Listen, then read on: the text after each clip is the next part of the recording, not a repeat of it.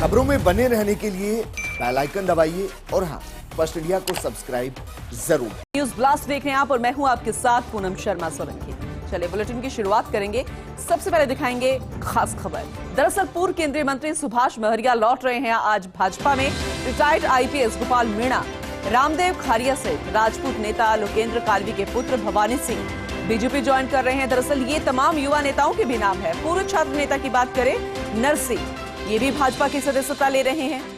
BJP प्रदेश कार्यालय में कुछ ही देर में इन्हें सदस्यता ग्रहण करवाई जाएगी। प्रभारी अरुण सिंह, बीजेपी प्रदेश अध्यक्ष सीपी जोशी, नेता प्रतिपक्ष राजेंद्र राठौड़ की मौजूदगी में भारतीय जनता पार्टी ज्वाइन करने वाले हैं। ये तमाम खास नेता रहेंगे जो कि पार्टी ज्वाइन कराएंगे। लेकिन पूर्व केंद्रीय मंत्री सुभाष महरिया की बात करें, ये इनका नाम चर्चाओं में बेहद खास नाम। हालांकि इनके अलावा तमाम युवा नेता भी आज भारतीय जनता पार्टी ज्वाइन कर रहे हैं। लेकिन सुभाष महरिया का नाम जैसे ही आया तब ये तमाम बातें थी कि आखिर कौन है सुभाष महरिया। फिलहाल ये किसी पहचान के मोहताज नहीं, क्योंकि अटल बिहारी वाजपेयी की सरकार में भी केंद्रीय मंत्री रह चुके हैं। शेखावाटी अंचल के जाट कदावर नेता हैं, उनका एक नाम है। इसके अलावा 2014 के चुनाव में भी, और जब पार्टी से नाराज हुए तब उन्होंने भाजपा छोड़ दी। लेकिन एक बार फिर से अगर सुभाष महरिया आ रहे हैं तो ये कई मायनों में खास है कि क्या वाकई फायदा भारतीय जनता पार्टी को इस बार विधानसभा चुनाव में होने वाला है। शेखावाटी अंचल में बेहद फायदा होने वाला है। जाट वोट बैंक जो है वो बढ़ता हुआ नजर आएगा, क्योंकि कहा जाता है कि एक इशारे पर कई सारे भीड़ इकट्ठी जो हो जाती है। पेशे से किसान है, सामाजिक कार्यकर्ता है, उद्योगपति है, तो आप खुद अंदाजा लगा सकते हैं। वहीं साल 1998, 99, 2004 में लोकसभा के लिए वो चुने गए थे। अटल बिहारी वाजपेयी की सरकार में जब पूर्व केंद्रीय मंत्री रहे हैं तब एक खास एक्सपीरियंस उस वक्त का आज काम आएगा। पार्टी में कुछ अनबन चली, उनकी नाराजगी यहां पर देखने को मिली। हालांकि वो नाराजगी उस वक्त दूर नहीं हुई, इस वजह से उन्होंने तब पार्टी छोड़ी और अब वापस पार्टी ज्वाइन कर रहे हैं। राजस्थान में बीजेपी के कौन से बड़े नेता हैं आप जिनसे प्रभावित हैं? डॉक्टर कवरलाल जी, अभी गोपाल जी ने बताया।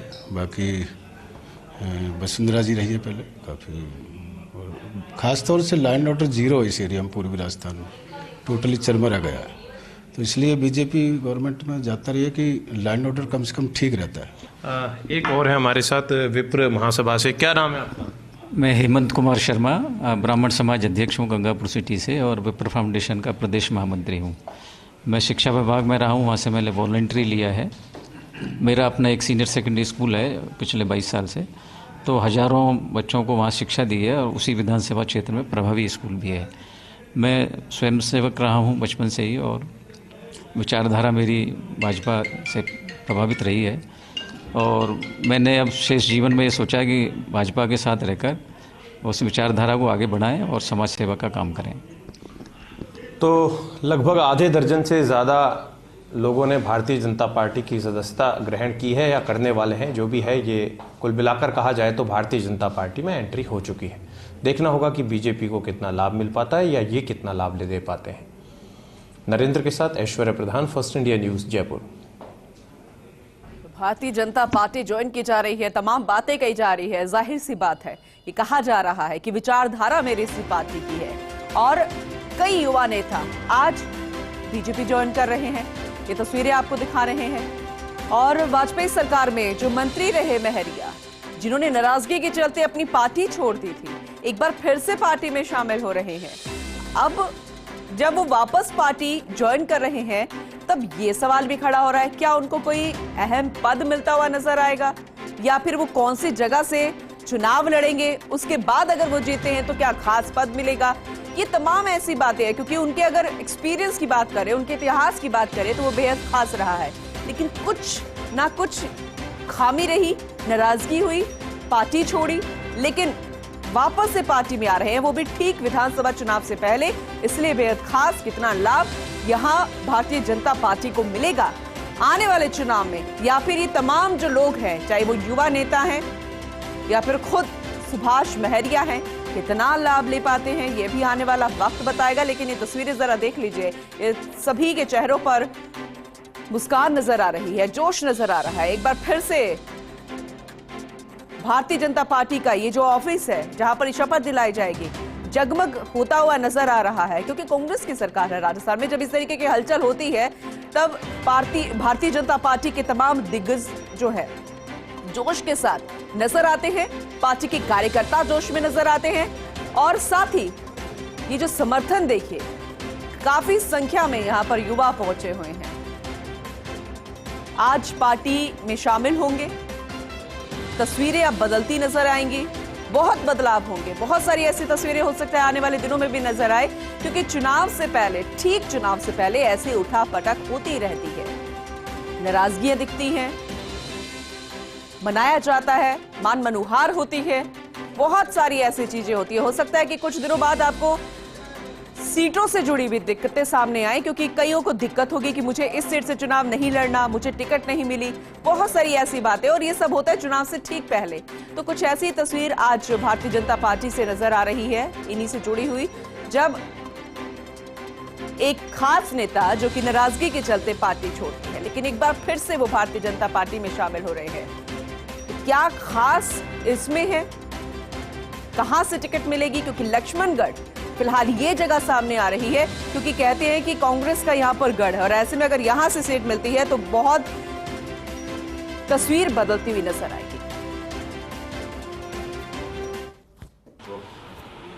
भारतीय जनता पार्टी में आज सुभाष महरिया सदस्यता ग्रहण कर रहे हैं, या कहें तो घर वापसी कर रहे हैं। हम सुभाष महरिया जी से बातचीत करते हैं, और बड़ी भूमिका निभाने वाले प्रमुख नेता भी मौजूद हैं। साथ में राजेंद्र राठौड़ साहब हैं, सतीश पूनिया जी हैं, और उनके अलावा प्रेम सिंह बाजौर और रामचरण बोहरा समेत अन्य लोगों की मौजूदगी है। महरिया जी, आखिरकार एक लंबा वक्त रहा, और इस पूरे वक्त में एक देखा गया कि आप संघर्षरत भी रहे कांग्रेस में। देखिए, भारतीय जनता पार्टी के कार्यकर्ता के रूप में 96 से मैं काम कर रहा हूँ। लगातार कार्यकर्ता के रूप में, चुनावी राजनीति के रूप में अनेकों पार्लियामेंट के चुनाव भी मैंने पार्टी की तरफ से लड़े। किसान मोर्चे का, राष्ट्रीय मोर्चे का दायित्व भी मुझे सौंपा गया, दिया। प्रदेश किसान मोर्चे का काम भी, जिम्मेदारी मेरे पास रही। तो एक कार्यकर्ता के नाते विचार उनसे मैं पूर्णतया भारतीय जनता पार्टी का, एक कार्यकर्ता का जैसे रग रग में खून था, वैसी मेरे अंदर की भावना है। किन्हीं परिस्थितियों से मुझे बाहर जाना पड़ा, और उन परिस्थितियों में भी आप कभी भी देख सकते हैं, मेरे 6 साढ़े 4 के कार्यकाल में कभी भी भारतीय जनता पार्टी की रीति नीति जो रही है, जो विकास के काम रहे हैं, माननीय वाजपेयी साहब के समय से लेकर जितना समय निकला है, उनकी सब जगह मैंने पूरी प्रशंसा की। वर्तमान की कांग्रेस की परिस्थितियों जो हैं, उन्हें देखकर आपको क्या लगता है? आपको लगता है और भी लोग आएंगे बीजेपी में? चुनावी घोषणा पत्र जो हुआ था 4.5 साल पहले, उस पर कहीं भी कांग्रेस खरी नहीं उतरी। गोविंद सिंह डोटासरा चूंकि जाट हैं, शेखावाटी से हैं, बड़ा नाम है कांग्रेस में, तो अब ऐसे में अगर आपको पार्टी लक्ष्मणगढ़ से मौका देती है तो? देखिए, मैं पार्टी के कार्यकर्ता के नाते पार्टी ज्वाइन कर रहा हूँ, और पार्टी कार्यकर्ता के नाते मुझे पार्टी में ले रही है। पार्टी का जो भी निर्णय कार्यकर्ता के रूप में काम कराएं, संगठन के रूप में काम कराएं, किसी अन्य दायित्व के रूप में काम करें, जो पार्टी का निर्देश होगा, जो पार्टी की गाइडलाइन होगी, उसके तहत मैं काम करने वाला हूं। पार्टी से अलग हटकर या अलग कोई बात करने वाला नहीं। एक और आखिरी सवाल, प्रेम सिंह बाजौर साहब, राजेंद्र राठौड़ साहब, इनसे आप अक्सर मिलते रहते थे, और सतीश जी जो थे उनसे भी संपर्क में रहते थे, तो इससे पहले कोई बात नहीं बनी 1-2 साल? नहीं, मेरे ऐसी कोई बात नहीं। मेरे पारिवारिक रूप से पिछले पूरे 20 साल के अरसे में, 25 साल के अरसे में कोई भी ऐसा फंक्शन, कोई भी ऐसा घर का हमारा काम जिसमें हम लोग एक दूसरे के साथ नहीं मिले हों, ऐसा कभी नहीं हुआ है। इसलिए पहले बात की ये बातें नहीं है। समय परिस्थितियों के हिसाब से जब भी ऊपर वाले को मंजूर होता है, उसी समय वो। आप सुभाष महरिया जी की बात कर रहे हैं। दमदार उपस्थिति रही शेखावाटी की किसान राजनीति के अंदर, और आप मेरी से संबंध की बात करोगे तो विश्वविद्यालय के अंदर ये एथलेटिक्स में दौड़ा करते थे, हम बाहर खड़े इनके लिए तालियां बजाया करते थे। इतने पुराने रिश्ते हैं। मेरे पुत्र की इनके पुत्र से मित्रता है, हम शादी ब्याह और सामाजिक कार्यक्रम में मिलते रहे। गोविंद सिंह डोटासरा आपको लगातार चुनौती देते हैं, आप उन्हें घेरते हैं लगातार, तो ऐसे में लगता है कि सुभाष महरिया जो है ये उन्हें चुनौती देंगे, भले ही टिकट मिलना अलग चीज़ है। देखिए, इसको चुनाव की राजनीति से जोड़कर कतई नहीं देखना चाहिए। आज मैं इस लीडर ऑफ अपोजिशन हूँ, मेरे को मेरी पार्टी अगर कह दे कि इस बार आप चुनाव नहीं लड़ोगे तो नहीं लड़ूंगा मैं। हम एक कार्यकर्ता के रूप में हैं, सिर्फ प्रसन्नता इस बात की है कि मजबूत कार्यकर्ता जो हमसे हमारे साथ थे, वैचारिक रूप से थे, और मैं ये कहूँ कि जाट आरक्षण में जिसकी सर्वाधिक बड़ी भूमिका थी, ऐसा बड़ा चेहरा हमसे दूर था पर दिल में हमारे साथ था। ऐसा चेहरा जब पार्टी की मूल धारा में आता है तो निश्चित तौर पर पार्टी मजबूत होती है। इसीलिए मैं स्वागत करने के लिए आज सुभाष महरिया जी का और मीणा जी का और इनके साथ जो लोग आज ज्वाइन कर रहे हैं उन सब का, रामदेव जी का, इन सब का स्वागत करने के लिए आया हूँ। पुनिया जी, यहाँ पर किसान कौम, जाट समाज कितना साथ देगा इस बार? क्योंकि अभी भी कांग्रेस जो है मानकर चलती है कि जाट उनके साथ है। एक तरफ हनुमान बेनीवाल भी है, आपको भी बतौर जाट चेहरे के तौर पे एक बड़ा कद आपका देखते हैं। हालांकि सर्व समाज के आप हैं, ये अलग बात है, लेकिन जिस समाज में जन्म आदमी लेता है उस समाज की भी बात की जाती है। भारतीय जनता पार्टी सर्वस्पर्शी और सर्वव्यापी काम करती है और इसलिए सभी को साथ लेके चलना उनकी मंशा रही है। कांग्रेस पार्टी को नीति और व्यवहार से देश की जनता ने नकार दिया, इसलिए बिरादरियों ने भी नकार दिया। किसी समय ये कहा जाता था कि कांग्रेस का अपना वोट बैंक है, उसमें छीजत हुई है, लोगों ने उनको नकारा है। और आज जो पार्टी के साथ जुड़ने का जो उपक्रम है वो इसी कारण है कि लोग कांग्रेस की नीतियों से निराश हैं, क्योंकि वो न देश की नीति साम्यता रखते, न वो राष्ट्रवाद से रखते। तो ज़रूरत ये है इस समय कि देश मजबूत हो, स्वाभिमान के साथ खड़ा हो। ये काम मोदी जी के नेतृत्व में ही हो सकता है और इसलिए बहुत सारे लोग पार्टी से जुड़ने के लिए उत्कंठित हैं।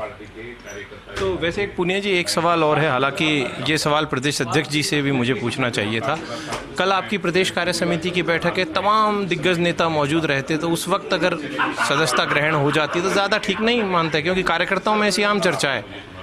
कार्य समिति पूरा विशुद्ध संगठनात्मक कार्यक्रम होता है, उसमें हम लोग राजनीतिक उपक्रम कम करते हैं और इस लिहाज से उसका अपना एजेंडा होता है और उसमें समय की भी काफ़ी मर्यादा रहती है। इसलिए एक राजनीतिक कार्यक्रम है, इस लिहाज से संदेश देने के लिए भी, और जो तारीख के केंद्रीय नेतृत्व ने योग्य समझी उसको हमने उचित माना। तो सतीश पूनिया, राजेंद्र राठौड़ और खुद सुभाष महरिया ने बातचीत की है। यहाँ पर और भी लीडर हैं, उनकी भी मौजूदगी रहेगी। आप देख सकते हैं कि रामचरण बोहरा भी यहाँ पर है और विजय बैंसला की भी यहाँ पर मौजूदगी है। अब इंतज़ार रहेगा कि सदस्यता ग्रहण कार्यक्रम है वो थोड़ी देर में शुरू होगा और उसके बाद हम बातचीत भी करेंगे अन्य लीडर्स से। लेकिन सबसे बड़ी बात है कि आज भाजपा में जो सदस्यता ग्रहण करवाई जा रही है प्रमुख लोगों को, आगामी दिनों में कितना बदस्तूर जारी रहती है, क्योंकि और भी कई लीडर्स हैं जिनका इंतजार है कि वो कब भारतीय जनता पार्टी की सदस्यता ग्रहण करेंगे। नरेंद्र के साथ ऐश्वर्या प्रधान, फर्स्ट इंडिया न्यूज़, जयपुर। तो आपने सुना किस तरीके से हमारे वरिष्ठ सहयोगी ऐश्वर्या प्रधान ने तमाम नेताओं से बातचीत की। राजेंद्र राठौड़ थे, सतीश पूनिया जी थे, खुद सुभाष महरिया जी थे जो भारतीय जनता पार्टी ज्वाइन कर रहे हैं। लेकिन एक खास बात शायद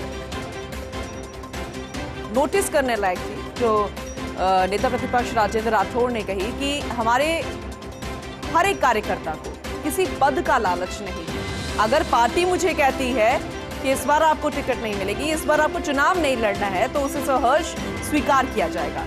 दूसरी खास बात जो नोटिस करने लायक है कि इसे विधानसभा चुनाव से जोड़कर नहीं देखना चाहिए। तो ये खैर बातें होती रहती है जब उथल पुथल होती है, बदलाव होते हैं, लेकिन जाहिर सी बात है विधानसभा चुनाव आने वाले हैं, कुछ महीने रह गए हैं, 6-7 महीने, और उससे पहले जब इस तरीके की हलचल होगी, जब इस तरीके के बदलाव होंगे, तब सवाल खड़े होते हैं। हमारे वरिष्ठ सहयोगी ऐश्वर्या प्रधान हमारे साथ जुड़ गए हैं, रुक उन्हीं का करेंगे। ऐश्वर्या, तमाम नेताओं से आपने बातचीत की, राजेंद्र राठौड़, सतीश पूनिया, सुभाष महरिया, अन्य नेताओं से भी बातचीत लगातार जारी है। वहां का माहौल जरा बताइएगा, क्योंकि यहां तो साफ कह दिया गया है विधानसभा चुनाव से जोड़कर मत देखो, और पार्टी जो कहेगी हम मानेंगे, चाहे वो कहे कि चुनाव नहीं आपको लड़ना है, तब हम वो बात भी मानेंगे कार्यकर्ता की तरह।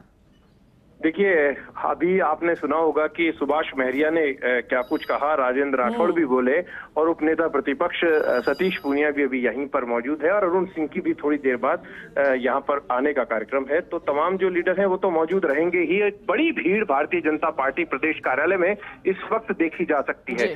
और बीजेपी जिंदाबाद के नारे इन तमाम जो लीडर्स हैं, इनके करीबी जो हैं, वो लगातार नारे लगा रहे हैं। अभी यहाँ पर नरसी किराड़ जो छात्र नेता है, वो भी यहाँ पर आए हुए हैं। छात्र नेता नरसी किराड़ भी भाजपा की सदस्यता ग्रहण करेंगे। अभी जिन लोगों से हमने बातचीत की है, उनमें पूर्व डीजीपी गोपाल मीणा है, जो यूपी के डीजीपी रहे हैं। उनके अलावा IRS छोटू राम मीणा है, पूर्व IPS डॉक्टर रामदेव सिंह खैरवा है, पूर्व IAS PR मीणा है, और उनके अलावा विप्र सेना से जुड़े विप्र फाउंडेशन से के प्रदेश महामंत्री हेमंत कुमार शर्मा हैं। उनसे भी हमने बातचीत की है। इन सभी ने अपनी बातचीत में बताया है कि भारतीय जनता पार्टी को क्यों ज्वाइन कर रहे हैं।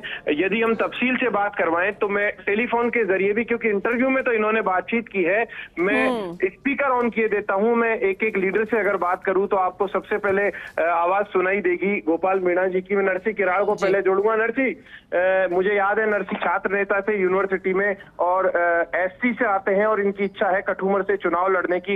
मैं नरसी से बात करवा दूं। नरसी, क्यों बीजेपी ज्वाइन कर रहे हो? देखिए, बीजेपी ज्वाइन करने का कारण सबसे बड़ा यह है कि पिछले कुछ सालों से, जब से मैं राजनीति में आया हूं, मैंने देखा है जो इनका काम करने का तरीका है, देश प्रेम की जो इनके अंदर भावना है।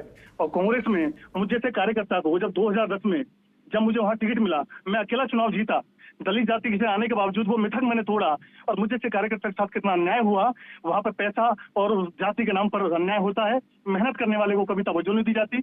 इसलिए मैंने मोदी जी की विचारधारा से प्रभावित होकर आज मैंने बीजेपी ज्वाइन करने का फैसला किया। तो यहाँ पर अन्य सभी से मैंने बातचीत करवा दी थी। यहाँ पर नरसी है, वो भी अपने कार्यकर्ताओं के साथ अभी थोड़ी देर पहले ही आए हैं। अगर एक एक विधानसभा सीट के लिहाज से बात करें तो सभी को उम्मीद है कि विधानसभा चुनाव में उन्हें टिकट दिया जाए। और स्वाभाविक सी बात है कि राजनीतिक पार्टी में कोई भी जब ज्वाइन लेता है तो भजन करने नहीं आता, वो भी उम्मीद लगाकर आते हैं कि उन्हें विधानसभा चुनाव का टिकट मिलेगा, या फिर उन्हें कोई बड़ी जिम्मेदारी मिलेगी, या संगठन में कोई पद मिलेगा। क्योंकि काबिलियत के लिहाज से पद हमेशा मिलते हैं, क्योंकि ये इंटेलेक्चुअल लोग हैं तमाम।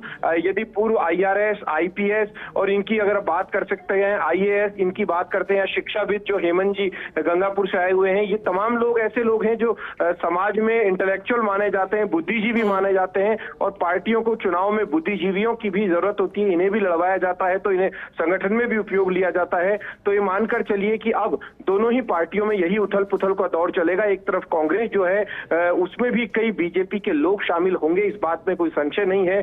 तो दूसरी तरफ बीजेपी में भी कांग्रेस से जुड़े अन्य पार्टियों के लोग शामिल होंगे, लेकिन कौन कहां पर कितनी बड़ी संख्या में जाता है ये देखने वाली बात होगी। क्योंकि जब चुनाव आते हैं तो सभी लोग अपने लाभ और हानि के लिहाज से पार्टियों में एंट्री करते हैं, और सेवा के लिहाज से बातें जोड़ी जाती है कि सेवा करने आए हैं। और स्वाभाविक सी बात है, राजनीति एक सेवा ही माध्यम है, लेकिन सेवा में भी पद सभी को चाहिए होता है। जी बिल्कुल सही आपने कहा। बहुत बहुत शुक्रिया ऐश्वर्या तमाम जानकारी देने के लिए।